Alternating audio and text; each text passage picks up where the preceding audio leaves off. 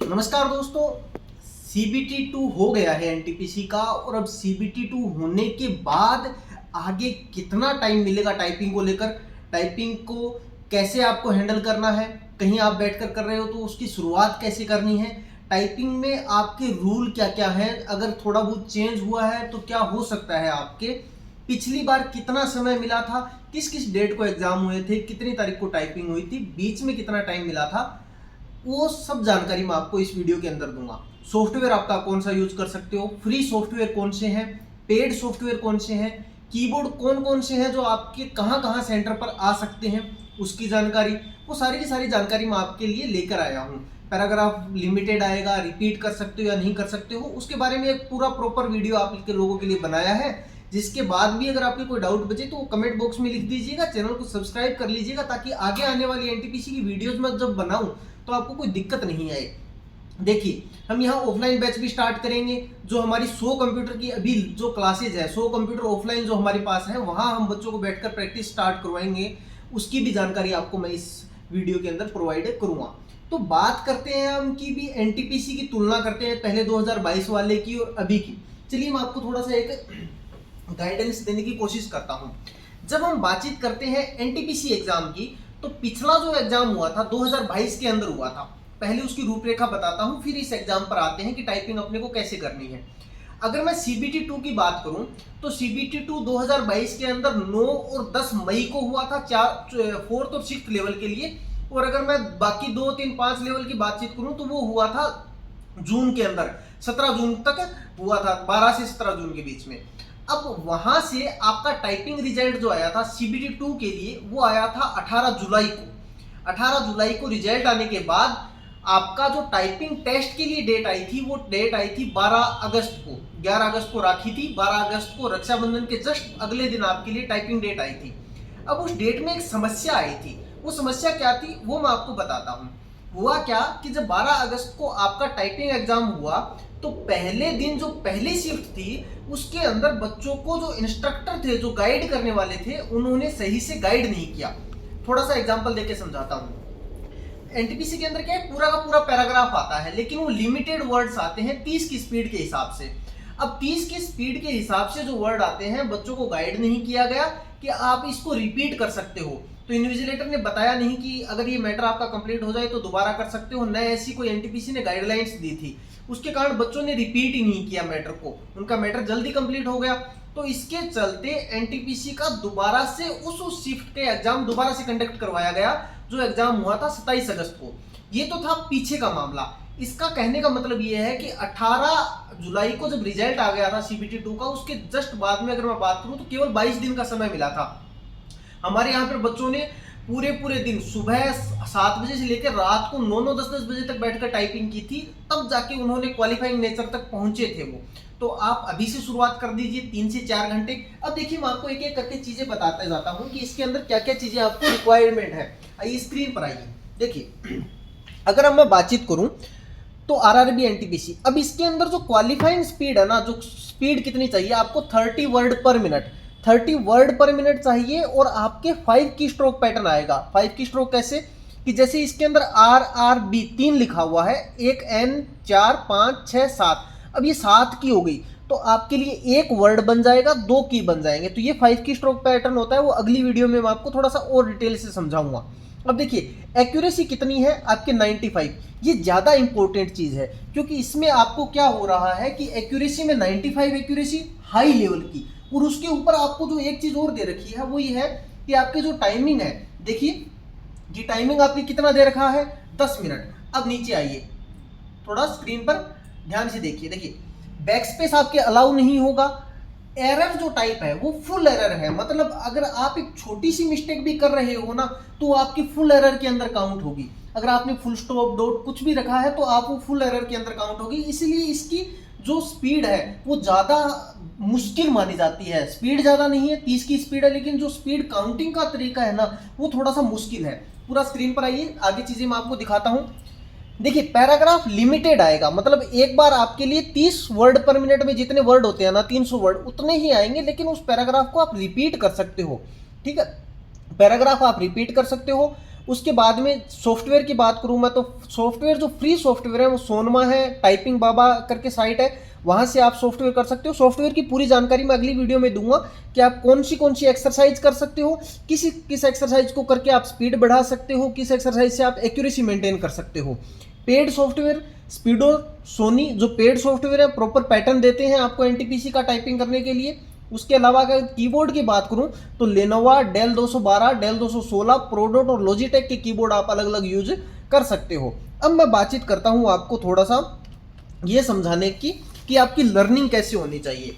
अब proper method पे बात आते हैं। अभी तक अगर आपको कोई डाउट रहा हो किसी रूल से रिलेटेड तो आप मुझे बताइए।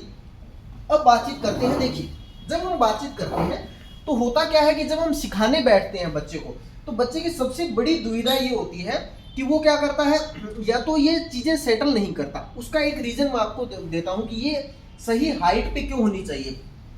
लास्ट टाइम आगरा के किसी सेंटर पे, मुझे नहीं पता कौन सा सेंटर था, मेरा नाम याद नहीं है, लेकिन मुझे किसी स्टूडेंट ने आके बताया था कि उसकी हाइट थोड़ी ज्यादा थी। जिस हाइट पे हम काम कर रहे थे तो उस हाइट से थोड़ा सा हाइट ज्यादा मिली, तो बच्चों को समस्या हुई क्योंकि उन्होंने एक प्रॉपर पैटर्न पे बैठ के प्रैक्टिस की थी, और जब हाइट ज्यादा हुई तो उनको थोड़ा सा दिक्कतों का सामना करना पड़ा। उसके बाद में हमने मेथड चेंज किया। हमने क्या किया कि हमारी लैब के अंदर हमने कुछ कीबोर्ड ऐसे रखे कि हमने कुछ यहाँ रखे और कुछ कीबोर्ड को हमने ऊपर वाले ऐसी स्लेब बनाई कि हम यहाँ रख के भी बच्चों को प्रैक्टिस करवा सकें, ताकि उनको दिक्कतें का सामना ना करना पड़े। कल से हम एक नया बैच स्टार्ट कर रहे हैं 4 और 6 घंटे का एनटीपीसी के लिए। तो अगर आपको ज्वाइन करना हो तो आप हमारे डिस्क्रिप्शन में नंबर दिए हुए हैं 8094797181, उन पे कॉल कर लीजिएगा। तो देखिए, सबसे पहला अगर आप घर से कर रहे हो तो आपका प्रॉपर पैटर्न ये होना चाहिए कि आपको ऐसे बैठना है। उसके बाद में आपको स्ट्रेट बैठना है, सीधा कोशिश ये करनी है।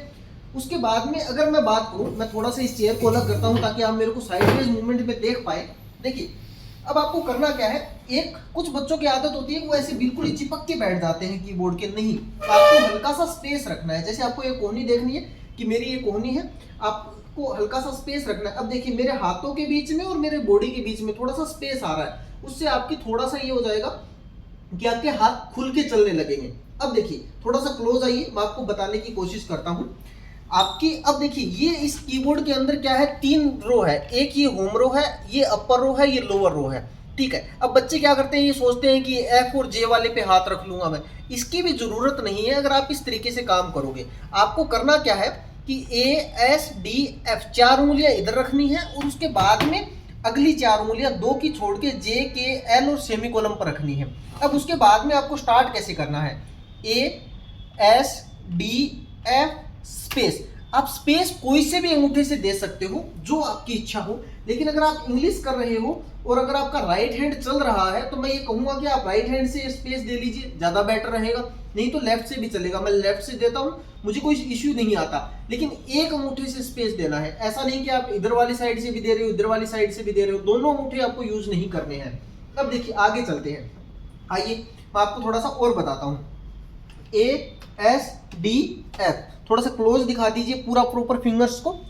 देखिए, A S D F space, अभी मैं बीच वाली दोनों कीज नहीं ले रहा हूं, फिर इधर से सेमीकोलन एल के जे, फिर स्पेस। अब देखिए, होता क्या है कि एक आपको उंगलियां बैंड करके रखनी है, मोड़ के रखनी है, ऐसा नहीं कि आप ऐसे सीधी कर रहे हो।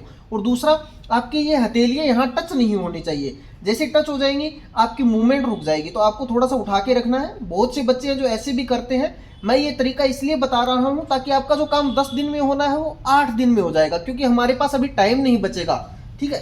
देखिए, उसके बाद आपको क्या करना है, ए एस डी एफ, फिर जी प्रेस करना है और वापस एस एफ पे आना है। देखिए, दोबारा देखिए इसको थोड़ा सा कि आपको कैसे करना है, ए एस डी एफ, फिर जी प्रेस करना है, फिर वापस एफ प्रेस करना है, स्पेस देना है। एफ क्यों दोबारा प्रेस करवा रहा हूं मैं, ताकि आप इस जगह आ जाओ, भूलो नहीं कि इस जगह के अलावा हमें कहीं कहीं आप क्या है, जैसे मैं जी प्रेस करवाऊं तो आप यही उंगली रख लोगे, लेकिन हमें वापस एफ पे आना है, तो इसलिए ऐसा पैटर्न बना सकते हो कि A S D F G और वापस एफ, फिर इधर से स्टार्ट करो। देखो, सेमीकोलन एल के जे एच जे।